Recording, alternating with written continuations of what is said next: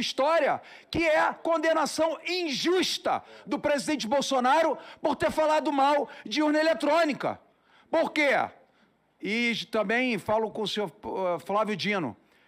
O ministro Flávio Dino, por 3, 4, 5, vários anos diferentes, criticou a urna eletrônica. Está aqui hoje sendo sabatinado para ser um possível ministro do Supremo Tribunal Federal. Leonel Brizola, Ciro Gomes e tantas outras autoridades de direita e de esquerda já falaram das suas dúvidas, dos seus medos, dos seus temores sobre urna eletrônica.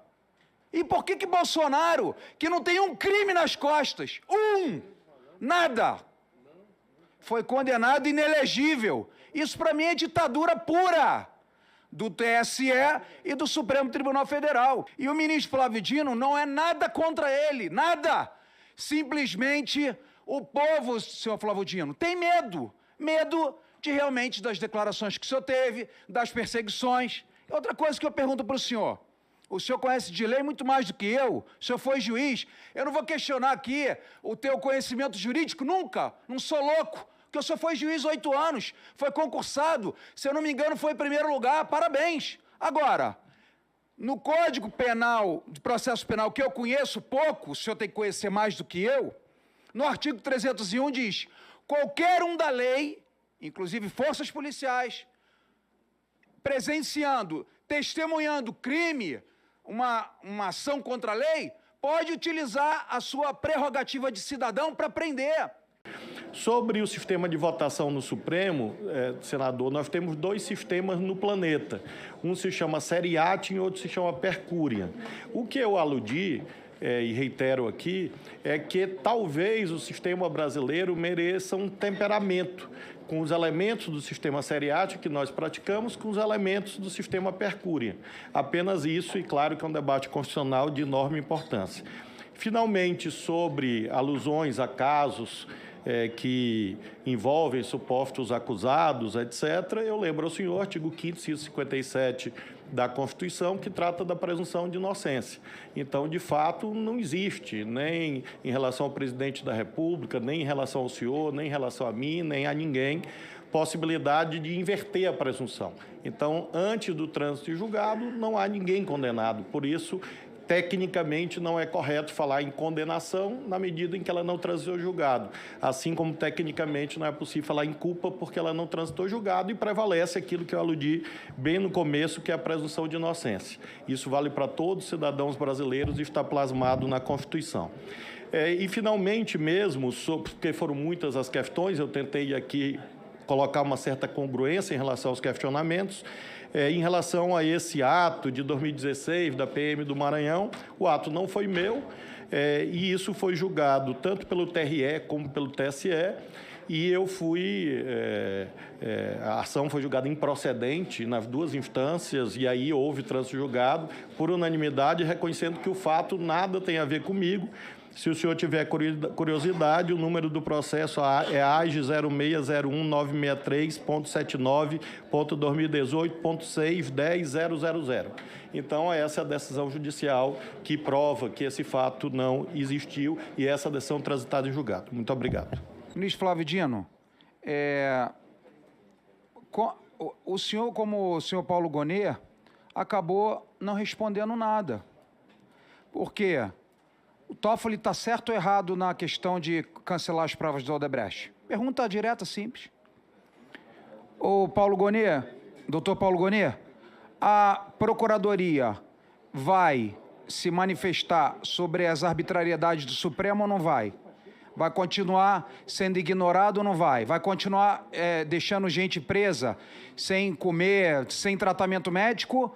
Ou vai se defender a favor, como quarto poder, que eu considero, a favor da população? Ministro Flávio Dino,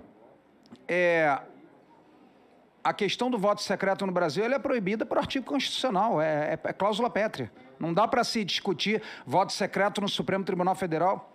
Em decisão recente do Supremo, decidiu-se que a imprensa seria responsabilizada caso um dos seus entrevistados falasse algo que seja classificado como desinformação ou fake news.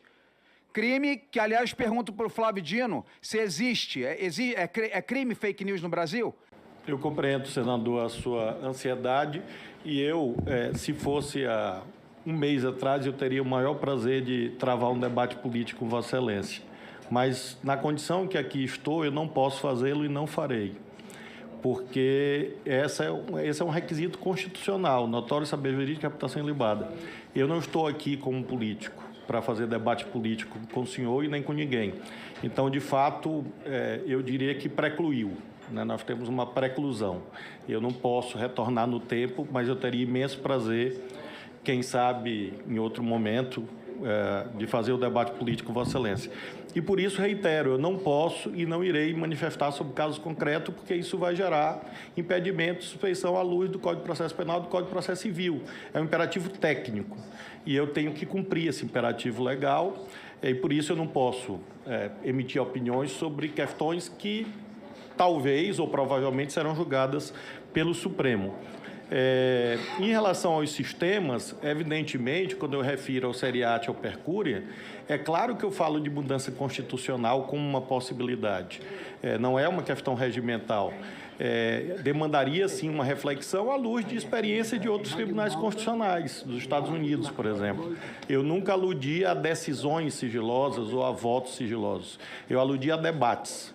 E isso é uma possibilidade que outros tribunais constitucionais do mundo fazem, mas esse não é assunto que o Supremo vai decidir, e sim, eventualmente, já que há esse debate sobre emendas constitucionais, quem sabe um debate sobre essa alteração do sistema seriado para o sistema pela Corte, sistema coletivo de emissão de decisões, quem sabe seja um tema relevante a ser aqui tratado. Senhor Flávio Dino, em setembro do presente ano, o advogado-geral da União, senhor Jorge Messias, foi ao antigo Twitter, X, declarar que estava determinando a Procuradoria Nacional de Defesa da Democracia, nome bonito que eu chamo de Ministério da Verdade do Governo Federal, a instalação de um procedimento investigatório contra o jornalista Alexandre Garcia, que é uma lenda, que é uma biblioteca, que é um acervo ético do jornalismo brasileiro, porque ele disseminou fake news. Em seguida, o senhor, Flávio Dino, usou também suas redes para dizer que a Polícia Federal já estava ciente dos fatos e adotaria e providenciaria providências contra o jornalista.